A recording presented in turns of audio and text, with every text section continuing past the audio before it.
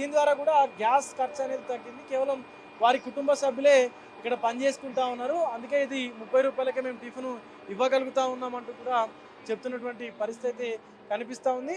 And ఒకసారి ఇక్కడ tiffin చేసినటువంటి వాళ్ళు ఎవరైతే ఉన్నారో వాళ్ళతో కూడా మాట్లాడేటువంటి ప్రయత్నం అయితే చేద్దాం. అన్న ఎట్లా ఉంటుంది ఇక్కడ టిఫిన్ బాగుందా? మంచిగా ఉన్నది. అంటే చాలా వరకు 50-60 రూపాయలు పెడితే కానీ టిఫిన్ దొరకట్లేదు. ఇక్కడ 30 రూపాయలు అంటున్నారు. ఎక్కడ దొరుకుతలేదు, ఇలా తక్కువ ఉంది. అది అందుకే ఇక్కడ రెగ్యులర్ వస్తాం. టేస్ట్ ఓకేనా? మస్తు ఉన్నది. ఎన్ని సంవత్సరాల నుంచి అమ్మా మీరు ఇక్కడ చేసేది? 18 సంవత్సరాలు 18 సంవత్సరాల నుంచి tiffin centre. Tiffin centre daily చాలా మంది వస్తున్నారా మరి? చాలా మంది వస్తారు సార్. కాలేజ్ పిల్లలంతా బాగా అలవాటు అయినారు. చుట్టుపక్కలంతా కాలేజే కదా, బాగా అలవాటు అయినారు. ఇప్పుడు గ్యాస్ కష్టాల నుంచి మీకు ఈ స్టవ్ బయట బయట సార్. అవును, చాలా యూజ్ అవుతుంది సార్.